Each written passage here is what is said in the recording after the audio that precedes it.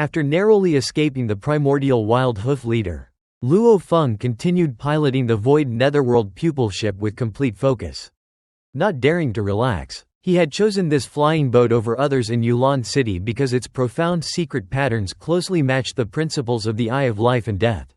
And its construction materials came from several void lineage low-level primordial life, allowing it to merge almost perfectly with the void. Using the ship's netherworld eyes, Luo Feng could perceive the structure of space more clearly and travel through the void in a way that ordinary methods could not detect.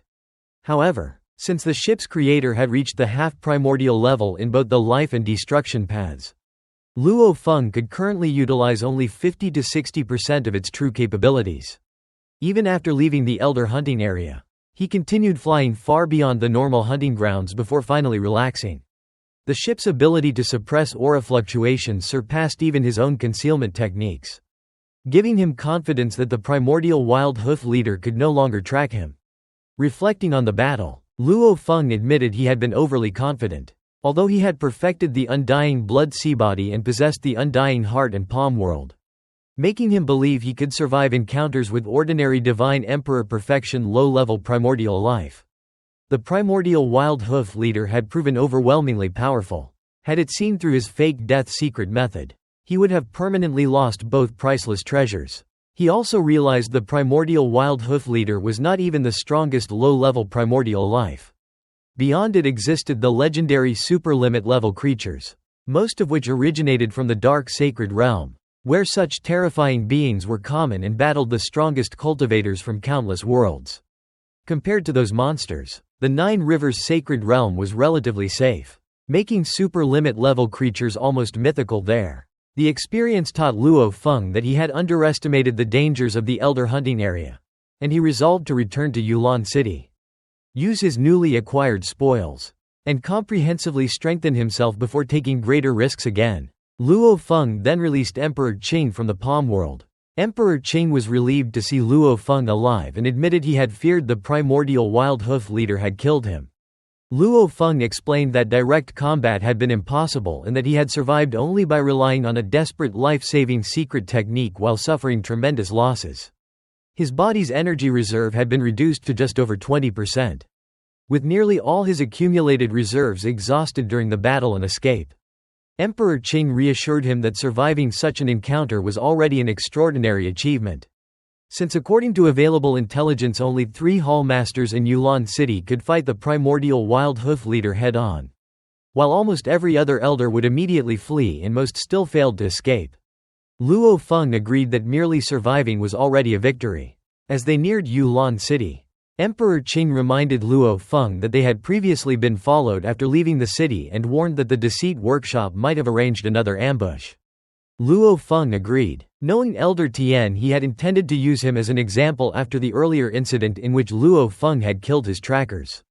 Since Tienhi could only openly attack outside the city due to the Elder Hall's strict rules, Luo Feng expected an ambush near the city gates.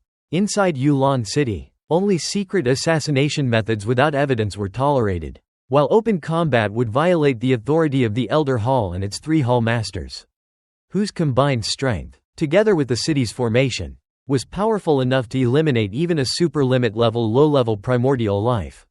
Understanding that the city's rules protected everyone's interests, Luo Feng decided to confront Tienhi directly instead of avoiding him.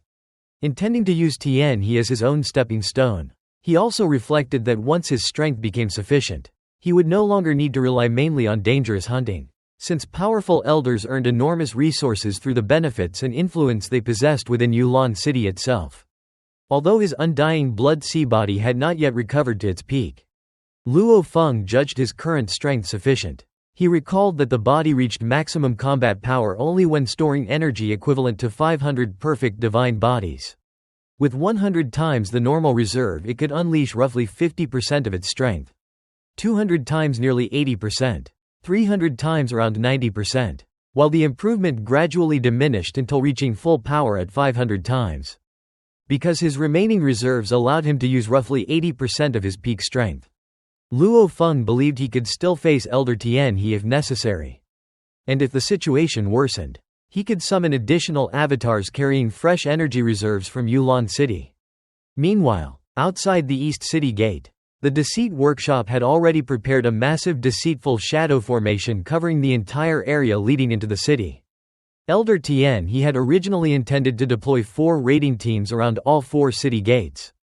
But after hearing that one of the Mist-Teeth God Emperor's avatars had been effortlessly destroyed, the teams suspected Luo Feng was secretly backed by another elder and refused to risk their lives. Since most of them possessed only a single true body, none wished to become casualties in a conflict between elders. Unable to force them, Tienhi instead assigned 4 source world powerhouses to maintain the formations with expendable avatars, one of whom was the Mist-Teeth God Emperor. The formation had been active for several days without encountering any hunting teams until Luo Feng's Void Netherworld pupil ship finally entered its range.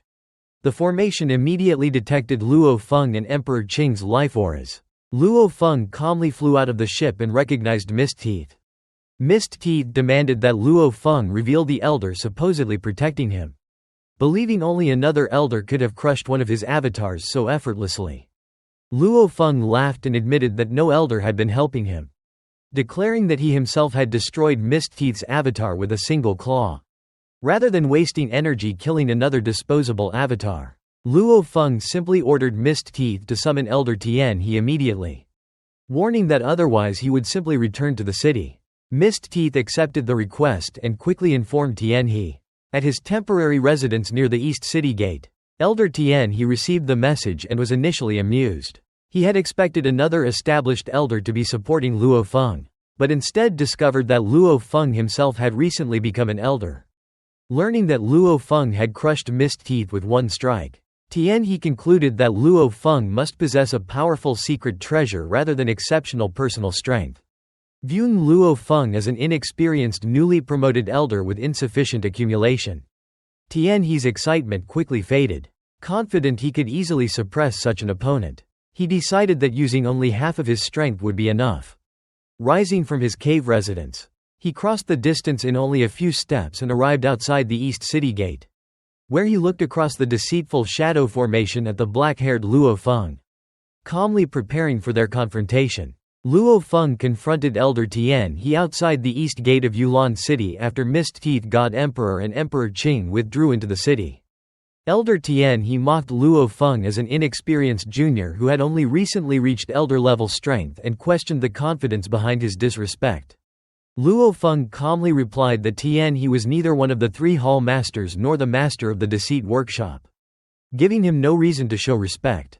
Their confrontation quickly attracted countless cultivators to the city walls, as elder-level battles were extremely rare and everyone wanted to witness the clash between one of the Deceit Workshop's 8 deputy workshop masters and the newly famous Luo Feng, whose reputation came from destroying a Deceit Workshop raiding force, standing alone outside the city.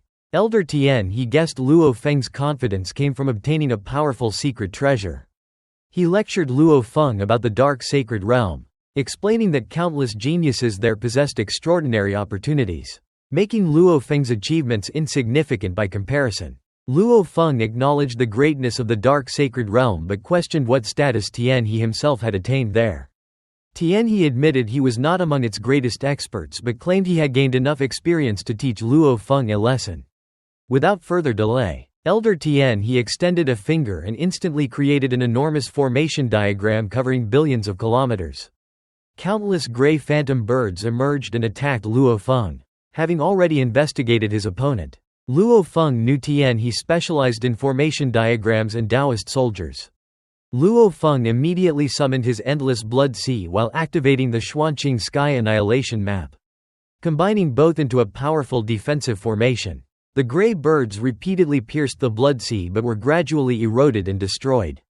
Tienhi praised Luo Feng's physical body technique, comparing it to a late-stage divine emperor with a low-level primordial bloodline, before condensing the entire formation into a gigantic gray bird powerful enough to threaten Luo Feng. Luo Feng answered by concentrating his formation into a beam of life and death light that pierced the bird and shattered its structure. Seeing that Tienhi's initial attack failed, Luo Feng challenged him to reveal his Taoist soldiers and close combat abilities instead of holding back. Tienhi smiled and released hundreds of wooden bird carvings that rapidly transformed into massive Taoist soldiers. each individually comparable to the previous giant gray bird. Under the guidance of his formation diagram, the hundreds of Taoist soldiers formed a terrifying battle formation whose combined power rivaled an army of late-stage divine emperor experts. Realizing the danger, Luo Feng immediately activated his undying heart, allowing countless blood vessels to spread throughout the endless blood sea. Although this only multiplied his offensive strength several times, it increased his defensive capability by dozens of times while greatly reducing energy consumption.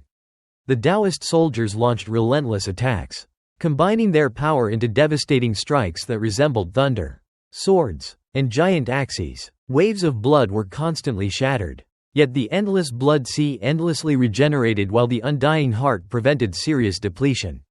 Luo Feng reflected that even the terrifying primordial wild hoof leader had consumed only 2% of his energy reserve, making Tienhi's Taoist soldier formation incapable of truly threatening him. Elder Tienhi became increasingly shocked because Luo Feng had not even needed to use the enormous furry claw that had previously crushed Mist Teeth God Emperor to death. Instead, Luo Feng's strengthened blood sea gradually eroded and destroyed several of the carefully crafted Taoist soldiers.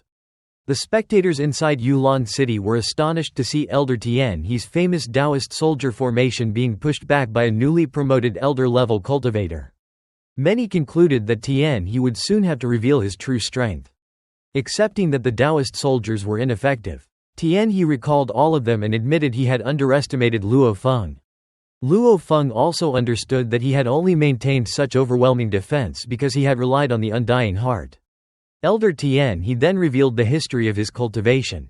His primary path had always been the formation diagram Dao, and throughout countless years his Taoist soldiers had been his greatest support.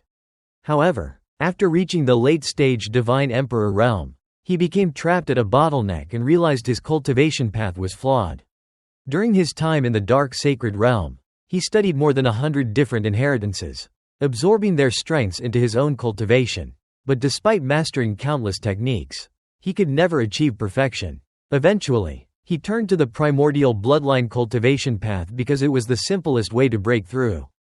No longer suppressing his power, Elder Tienhi released an overwhelming aura as silver secret patterns spread across his body. Luo Feng immediately recognized that Tienhi possessed a half-primordial level bloodline. Tienhi explained that while in the Dark Sacred Realm he had exchanged battle merits for the bloodline of a high-level primordial life, fused it with his body, developed it into the Eternal Night Netherworld Kite body, and even created his own Eternal Night battle technique specifically to maximize the power of this bloodline. His terrifying bloodline aura and immense will spread across the battlefield, signaling that the true battle was only beginning. Luo Feng remained completely calm despite Elder Tienhi's terrifying aura because he already knew that Tienhi's greatest strength lay in close-quarters body combat. Seeing him also made Luo Feng reflect on the predicament shared by countless cultivators of the Dark Sacred Realm. Once they reached an absolute bottleneck in cultivation, they would try every possible path in hopes of escaping the braided cage. Elder Tienhi had studied over 100 inheritances before ultimately choosing the bloodline path. His Eternal Night Netherworld Kite body had already reached the half-primordial level, leaving only one final step toward ultimate awakening and freedom from the braided cage. Luo Feng wondered what kind of bottleneck he himself would eventually encounter. Elder Tienhi challenged Luo Feng to compare the strength of their physical bodies before disappearing instantly. Although invisible to ordinary perception, Luo Feng's biomimetic eye of destruction clearly detected the subtle fluctuations of Tienhi's movement.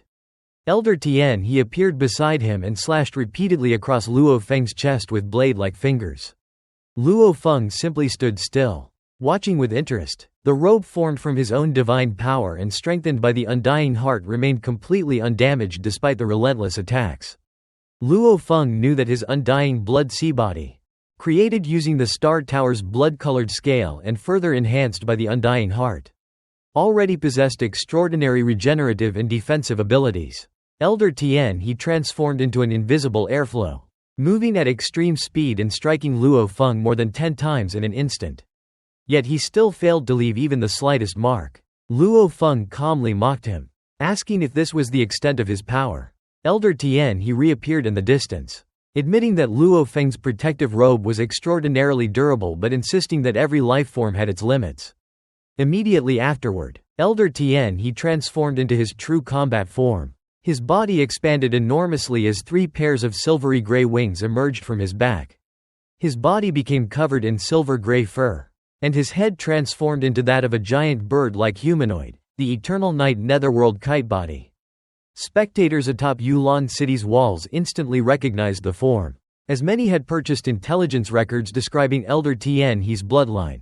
This high-level primordial life bloodline embodied Tienhi's greatest hope of achieving ultimate awakening and escaping the braided cage. Luo Feng also became more serious. Elder Tienhi instantly closed the distance and struck directly at Luo Feng's head with a sharp claw. Luo Feng did not evade and instead met the attack head-on with his palm. During the collision, Elder Tienhi realized he held only a slight advantage in raw strength. Far less than expected, surprised that a newly promoted elder possessed such a powerful body. He continuously unleashed devastating claw attacks while Luo Feng calmly blocked every strike with his palms. Luo Feng then activated the Endless Blood Sea, whose massive waves instantly engulfed Elder Tienhi as the Xuanqing Sky Annihilation Formation began operating. The Blood Sea continuously bound and strangled Tienhi's enormous body, greatly reducing the speed of his wings and weakening each of his attacks. With his explosive power suppressed, Tienhi gradually lost the advantage in direct combat. Luo Feng laughed, saying Tienhi's attacks had become quite weak. Combining his physical body with the Endless Blood Sea represented the complete form of Luo Feng's undying Blood Sea body. Allowing him to gain the upper hand, Elder Tienhi felt increasingly frustrated. Originally, he believed that relying solely on the Eternal Night Netherworld Kite Body would be sufficient to kill Luo Feng's avatar. Instead, he had not even forced Luo Feng to use his famous gigantic claw. Realizing half of his strength was insufficient, Tienhi decided to unleash everything. Dense formation diagrams suddenly appeared across every inch of Elder Tienhi's body, covering his skin, eyes, and even every drop of blood inside him. Formation diagrams had always been the foundation of his cultivation, allowing him to refine Taoist soldiers. He had even treated his own Eternal Night Netherworld Kite Body as a Taoist soldier by engraving countless formation diagrams throughout it to further unlock the bloodline's potential and approach ultimate awakening. Although he had not yet reached ultimate awakening, the fusion of bloodline and formations dramatically increased his power. Using the biomimetic Eye of Destruction, Luo Feng observed the countless golden formation diagrams spreading across Tienhi's body, causing his aura to surge. Several elder avatars watching from Yulan City immediately realized that this level of strength far exceeded everything previously recorded about Tienhi. They secretly marveled that he had successfully integrated formation diagrams with his bloodline body. An extremely difficult achievement since combining different cultivation systems was rarely possible. Wrapped in faint golden light, Elder Tienhi declared that this was the first time he had gone all out within Yulan City and considered it Luo Feng's honor. In the next instant, his 6 wings erupted with tremendous force, tearing apart the surrounding Endless Blood Sea. His claw struck Luo Feng squarely in the chest, sending him flying backward into the Blood Sea. Tienhi pursued relentlessly, his overwhelming attacks continuously shattering blood waves and suppressing Luo Feng. To Luo Feng's surprise, he was actually injured despite the protection of the Undying Heart. He realized he had underestimated the greatest experts of countless worlds. Unlike Luo Feng, who had never studied any half-primordial inheritance in order to forge his own path. These ancient elders had accumulated the wisdom of numerous inheritances over endless years, creating extremely formidable cultivation systems. Luo Feng acknowledged that compared to these veterans, his own accumulation was still relatively shallow, although they were limited by the lack of treasures available in the 9 Rivers Sacred Realm. Elder Tienhi continued pressing his advantage, his 6 wings unleashing terrifying destructive power while claw after claw completely suppressed Luo Feng. Luo Feng admitted that Tienhi's accumulation truly surpassed his own, but calmly declared that the battle should now end. Luo Feng's arms suddenly expanded as his hand transformed into the gigantic shaggy claw. Empowered by the Undying Heart, his strength already rivaled Tienhi's Eternal Night Netherworld Kite Body. While activating the secret patterns within the claw increased its power even further. Compared to fighting bare-handed, this weapon dramatically amplified Luo Feng's combat strength. The moment Elder Tienhi saw the gigantic claw, He realized he could not resist it. The claw descended like a world of its own, creating an inescapable palm world that trapped Tienhi inside. Forced to resist with all his strength, Tienhi was still overwhelmed. The claw tore apart 2 of his 6 wings, leaving him seriously injured and demonstrating an overwhelming difference in power. It became obvious that continuing the fight was meaningless. Although defeated, Elder Tienhi felt satisfied because he had at least forced Luo Feng to finally use the gigantic claw. He admitted defeat, folded his remaining wings, transformed into a streak of golden light, broke through the palm world's barrier, and instantly escaped back inside the East City gate. Luo Feng's gigantic claw returned to normal, and the endless blood sea converged back into his ordinary black-haired human form. The countless spectators on the walls of Yulan City were left stunned after witnessing Elder Tienhi suffer a crushing defeat from a single strike of Luo Feng's gigantic claw, forcing him to flee immediately. After defeating Elder Tienhi outside the East City gate under the eyes of hundreds of thousands of spectators, Luo Feng calmly entered Yulan City and reunited with Emperor Qing. Emperor Qing was thrilled, believing the overwhelming victory would spread throughout the entire city within a day. Luo Feng knew this public battle had perfectly achieved one of his goals, establishing his reputation as an elder-level powerhouse.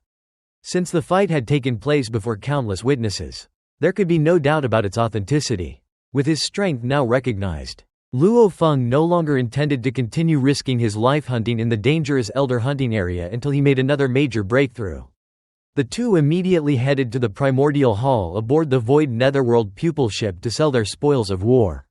Meanwhile, the spectators continued discussing the battle. Many believed Luo Feng's mysterious giant claw secret treasure was the decisive factor that completely overwhelmed Elder Tienhi, while others argued that Elder Tienhi's eternal nightingale body was itself an extraordinarily valuable bloodline that would have defeated almost anyone else.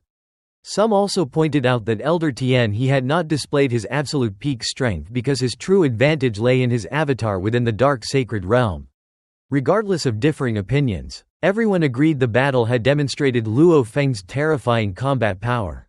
Elsewhere in the inner city, Yu Yang, Kumo's cautious master, purchased a complete recording of the battle after hearing the news. Watching Luo Feng's giant claw tear through Elder Tienhi's defenses deeply shocked him. He realized that had he been Luo Feng's opponent instead, he would likely have died instantly, lacking both Elder Tienhi's powerful bloodline and avatar.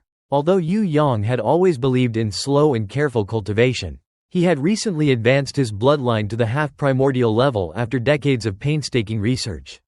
Witnessing Luo Feng's rise convinced him that if even geniuses like Luo Feng struggled to break through the limitations of the source world, then someone with lesser talent like himself had even less reason to remain overly cautious. Determined to seek greater opportunities despite the danger, Yu Yang quietly left Yulan City alone and set off toward the dark sacred realm through the Holy Mountain teleport. When Luo Feng and Emperor Qing arrived at the primordial hall, they discovered all 13 managers of the major purchasing organizations waiting to welcome them. Their attitudes were noticeably more respectful than before, reflecting Luo Feng's newly established elder-level status. Luo Feng displayed his hunting gains, including the corpse of a late-stage divine emperor blood demon Elizi, 15 frost soul watchers, several early-stage divine emperor primordial life corpses, and the blood demon Elizi's highly valuable venom. The blood demon Elizi immediately attracted intense competition because its entire body was considered an extraordinary treasure for poison cultivators. The bidding quickly escalated. BUU initially offered 160 million primordial crystals, while other managers raised the price one after another. A rock giantess eventually offered 180 million primordial crystals for the blood demon Elizi alone, explaining that the offer represented the goodwill of Elder Xingyi. Luo Feng understood the gesture immediately. Elder Xingyi was one of Yulan City's top 20 elders, a terrifying poison expert whose strength rivaled the master of the deceit workshop. Although the purchase would likely produce no profit, Elder Xingyi considered the blood demon Elizi valuable enough to justify the price while also establishing a friendly relationship with Luo Feng.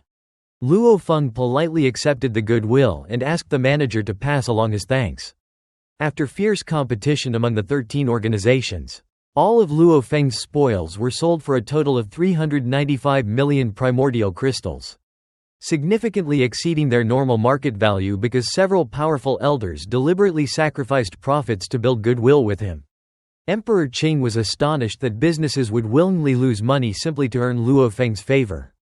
Luo Feng explained that this treatment resulted from his newly recognized status and that future transactions would likely return to normal market prices.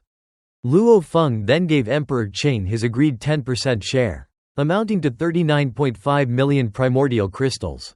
Emperor Qing was deeply satisfied, knowing that earning such wealth normally required dangerous group hunts against mid-stage divine emperor primordial life, where failure could mean losing both one's avatar and treasures. Since he had exhausted his savings reaching the mid-stage divine emperor realm, this reward greatly eased his financial pressure. He also remarked that this would likely be their final hunting partnership.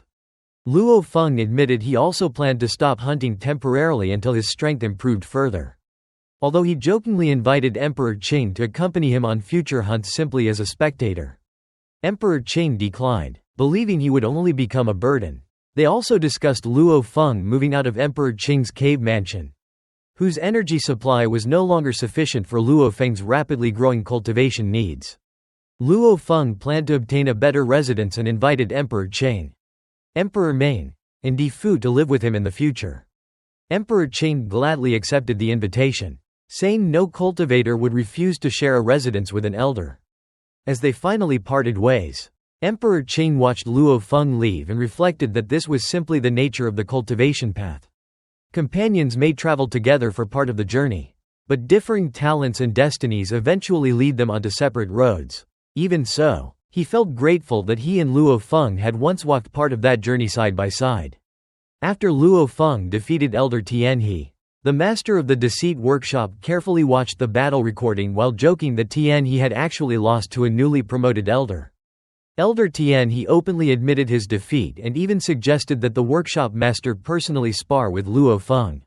But the workshop master refused, believing Luo Feng's cultivation foundation was still relatively shallow and that his final overwhelming attack had relied heavily on an external treasure. Tienhi had originally joined the deceit workshop because he deeply admired its master, who cultivated two different Dao paths while attempting to fuse them into a single Dao. An achievement considered extraordinarily rare even in the dark sacred realm. After studying all of Luo Feng's intelligence, the workshop master unexpectedly ordered Elder Tienhi to prepare 100 million primordial crystals as an apology gift. Tienhi resisted the idea, arguing that they were both elders, that his true body remained safely in the dark sacred realm, and that apologizing after already suffering defeat would only further damage his reputation. However, the workshop master insisted that anyone who followed him had to obey his decisions, forcing Tienhi to reluctantly accept the order. When Tienhi asked for an explanation, the workshop master pointed out that Luo Feng had only been in Yulan City for a little over 1,000 epochs. According to the available records, Luo Feng had appeared to be merely an early-stage divine emperor when he first arrived. Yet in such a short time he had become powerful enough to completely suppress Tienhi. Tienhi argued that Luo Feng had probably hidden his true strength from the beginning, noting that even the insect nest failed to accurately assess his cultivation and that Luo Feng had already displayed strength beyond an ordinary mid-stage divine emperor when defeating their raiding team. He believed Luo Feng was originally at the mid-stage divine emperor level and only advanced to the late stage after acquiring sufficient resources in Yulan City. The workshop master rejected speculation and focused only on observable facts. He emphasized that Luo Feng had arrived extremely poor, sharing a rented cave mansion with Emperor Qing and purchasing the cheapest cultivation materials available. Yet within just over 1,000 epochs he had reached a level that normally required countless years and billions of primordial crystals of investment. Although Tienhi argued that even if Luo Feng eventually became a half-primordial cultivator it would not threaten them because their true foundations remained in the dark sacred realm. The workshop master ended the discussion, telling him that he would understand the reason in the future. After Tienhi departed, the half-primordial Wei Yang Palace Master appeared through long-distance communication. As one of Yulan City's 3 hallmasters, he was the strongest among them, having established overwhelming authority after arriving from the dark sacred realm and even surpassing Yuan Shang Palace Master in influence. Smiling, he mentioned hearing that Tienhi had been defeated by Luo Feng. The Deceit Workshop Master replied that Luo Feng possessed extraordinary potential and predicted that after eventually leaving for the Dark Sacred Realm, Luo Feng would likely leave behind an avatar in Yulan City and might one day become one of its rulers, changing the city's balance of power from 3 hall masters to 4. Wei Yong Palace Master acknowledged the possibility but believed Luo Feng still lacked sufficient strength at present. He then asked why the workshop master still refused to join the upcoming expedition despite his exceptional talent and questioned whether he had finally achieved a breakthrough in fusing his 2 Dao paths. The workshop master answered that he still would not participate. After the communication ended, he quietly reflected on Luo Feng. Although he had founded the Deceit Workshop, his own Deceit Realm Dao was inherently dark and malicious. While watching Luo Feng's battle recording, however, the Deceit Realm heart he had painstakingly cultivated instinctively trembled with fear. Something that had deeply disturbed him. He recalled the legend of the Dark Sacred Realm that simply cultivating multiple Dao paths was insufficient to escape the mysterious braided cage. Only by perfectly fusing those Dao paths into one could a cultivator undergo a qualitative transformation and possibly break free. After reaching the late-stage Divine Emperor in 2 separate Dao paths, he had devoted endless ages to fusion. Yet his fused Deceit Realm Dao had only advanced to the early-stage Divine Emperor. Even so, its strength already rivaled an ordinary late-stage Divine Emperor, convincing him that the fusion path held a far greater future. Rather than making Luo Feng an enemy or an ally too quickly, he decided to continue observing him carefully. Meanwhile, Luo Feng officially moved into a new cave mansion located in the core district of Yulan City and invited Emperor Cheng, Emperor Meng, Di Fu, and the others to tour it. Although the mansion was only a few times larger than Emperor Cheng's residence, its cultivation environment was vastly superior. The surrounding energy was so abundant that it condensed into mist, providing enough power even for a half-primordial cultivator to cultivate continuously. Emperor Cheng immediately recognized its extraordinary energy supply, while Emperor Meng and Di Fu were amazed that they could even enter such an expensive residence. Luo Feng revealed that the rent alone cost 5,000 primordial crystals every epoch, meaning a stay of only 10,000 epochs would consume 50 million primordial crystals. Emperor Ming and Di Fu were stunned by the enormous expense. But Luo Feng explained that as his cultivation rapidly improved, especially with the advancement of his life and death Dao, he required a far richer cultivation environment to sustain his future breakthroughs. Not long after settling in, someone knocked on the entrance. Di Fu opened the gate and met an elder who respectfully introduced himself as a representative of Yundan Building. Acting under his workshop master's orders, the elder delivered an invitation requesting Luo Feng to meet the following day to discuss appointing him as Yundan Building's garrison commander. After reading the invitation, Luo Feng laughed, remarking that it was already the 3rd recruitment offer he had received on his very first day in the new residence. Emperor Qing explained that Luo Feng's victory over Elder Tian had instantly elevated his reputation among Yulan City's major forces. Since powerful businesses constantly faced threats from infiltrating low-level primordial life forms and hidden attacks from hostile cultivators, every major organization desperately needed top-tier experts to protect their interests.